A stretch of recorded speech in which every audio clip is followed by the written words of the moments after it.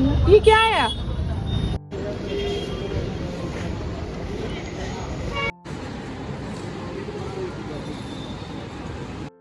Hello ma'am, I hꯧzik kaidano leise ma'am. I houzik leise Kolkata ki airport ta ni buka. So isliye ma'am le do masiki video se atada oye ado koi machagi ahan experience oi doine buka adu dina ina dum capture oina thamjani ba tare memory oina bena au du gi ina video sa jikta ki number horabani khudak ta sida la ga dum number hore ado koi gi matam di ware buka masi se se to ring na ina ko na leiri hamina ado ai changakpa matamdadi namba ngamdre hadi jara lakpagine ko ado hojik laakanda hojik phamba tangai phambagani aina wa ngangba hoise ado kamai tawba khotpa manunda ke tawba khum chagi halake tum hogalakpagine akoi pung ahum makhai baine bako thokleise au dana tum hogalakpagi kari masakha si yom khuthi ai ga jone kai kerak tab yom masakse yam chumna gi mi mo na te ko ina malise te do ke kai chage no si chabi adi manu chabi adi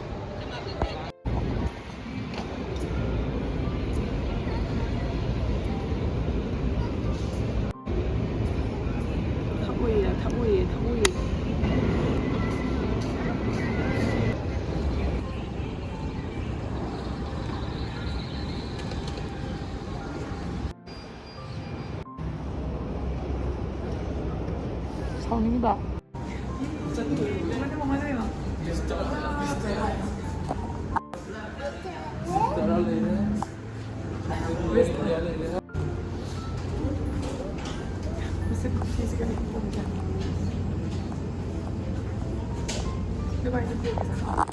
Sana ba? Kay mo sakit. Ano sila mo? Ada.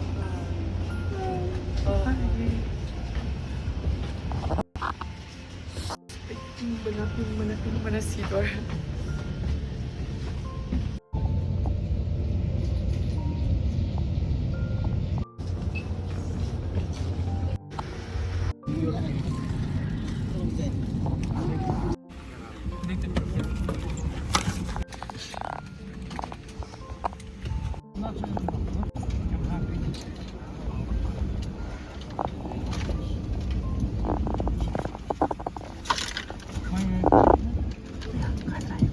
这趟个多少钱啊？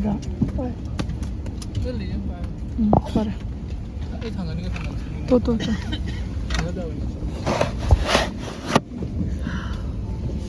Ado miyam koi machagi su ai gi su fast experience oi doine aduna mamang de kai yaw khot pa khaw nung ga se na check toine bu ko adu ga sida lairi ga ma yawra me moi kai no khang de pai pa ba khot pa budi tawru de bu ko dum jenge du kai di manung da angka hachan bi gare adu ga akoi ozi bel phajal lo haina moi launch torok podo adu ga ina bel kan na phajal le koi macha su masana kan na phajan dagi lakna ri bu ko aina du macha oi ba sigumba di memory oi ba kai no se matang sai na video da namaga thamjani bagi na nam ho bani bako lokoi macha to ngana ka phamal laga bel ka phahale masi am excitement oina harau na phamja bani bako flight se thaba hogalak padane mase khoi ki boy kai boy khangde ba masa sekta nungarak ta bado angang je ai su ogali adu aingon dagi mu hen gre bako ai chanu bisna oba je heli je akhoi je ka du chatpa ya de chatpu chalaba hekta oba khot pagi thabak se yam sathina tau bai tare da plane jina first paikal ko matamda akhoi bani gi reaction do ulake ka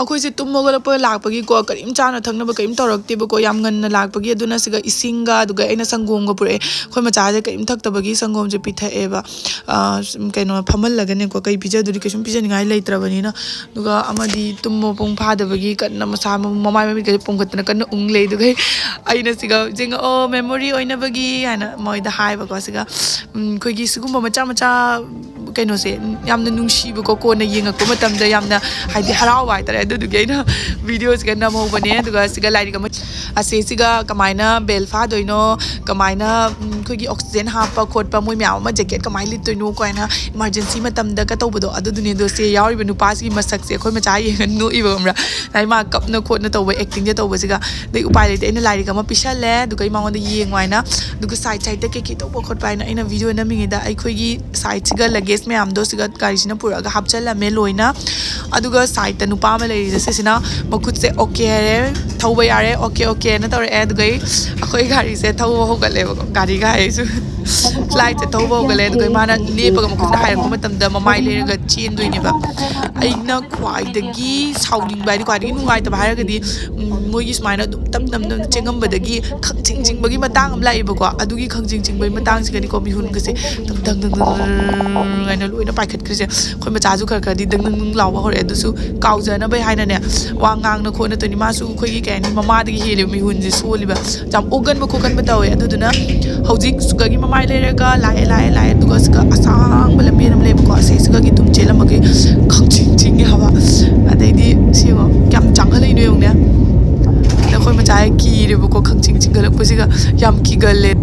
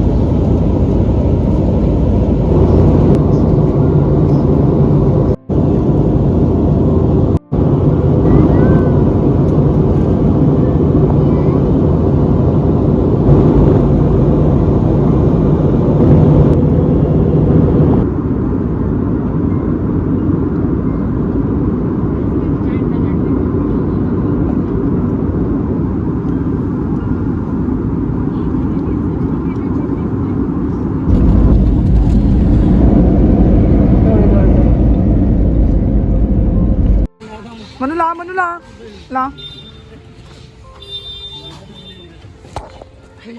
Ay, poche me ya. Papa na mamang phung ma chanu to mamang phung ma lu jam oi. Sang i chatoi je lambien je.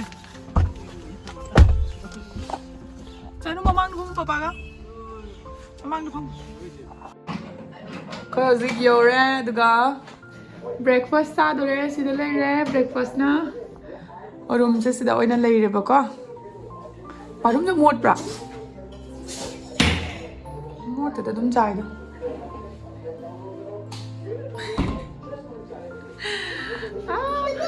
Yên quá. Lo.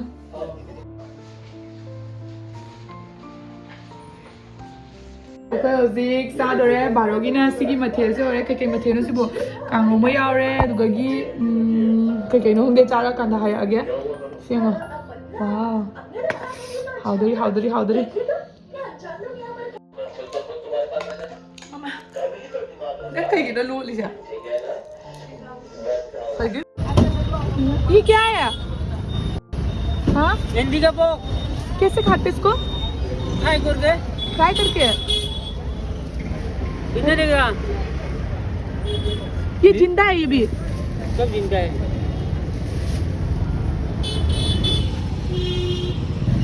कहीं वहाँ पे मरिंग चली है। 20 रुपए करो इसको।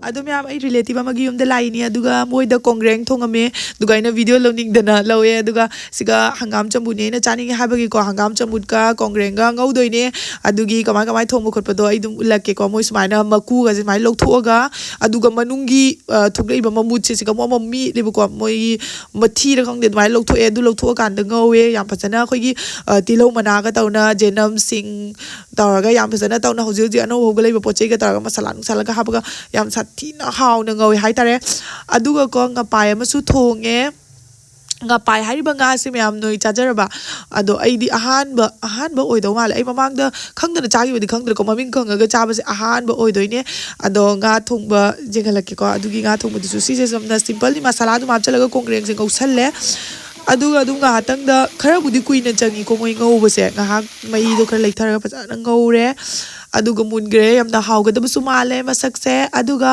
ꯁꯤꯗꯅ ꯂꯩꯔꯦ ꯉꯥ ꯄꯥꯏ ꯊꯣꯡꯕ ꯃꯇꯨꯝꯗꯣ ꯈꯨꯠꯆꯥꯎ ꯑꯃ ꯃꯇꯨꯝꯁꯦ ꯆꯥꯎꯃꯟꯈꯤꯗꯅꯅꯦꯀꯣ ꯍꯥꯎꯕꯗꯤ ꯈꯨꯍꯥꯎ ꯑꯃ ꯑꯩꯗꯤ ꯐꯥꯔꯁꯇ ꯈꯜꯂꯦꯕ ꯆꯥꯎꯃꯟꯒꯤꯅ ꯍꯥꯎꯔꯣꯏ ꯃꯁꯛꯁꯦ ꯀꯩꯅꯣꯝ ꯇꯧꯏ ꯁꯤ ꯍꯥꯎꯔꯣꯏꯅ ꯑꯗꯨꯒ ꯊꯣꯡꯉꯀꯥꯟꯗꯗꯤ ꯈꯨꯍꯥꯎ ꯑꯃ ꯆꯥꯗꯅ ꯍꯥꯎꯔꯝꯃꯦ ꯃꯌꯥꯝ ꯑꯗꯨ ꯃꯌꯥꯝ ꯑꯩꯒꯤ ꯚꯤꯗꯤꯑꯣꯁꯦ ꯁ꯭ꯋꯥꯏꯗ ꯑꯗꯨꯝ ꯂꯣꯏꯁꯤꯜꯂꯒꯦ ꯅꯦꯛꯁꯇ ꯑꯃꯨꯛ ꯎꯠꯆꯔꯛꯑꯒꯦ ꯉꯁꯤꯒꯤꯗꯤ ꯕꯥꯏ ꯁ꯭ꯋꯥꯏꯗ ꯑꯗꯨꯝ ꯀꯥꯏꯅꯔꯁꯤ ꯕꯥꯏ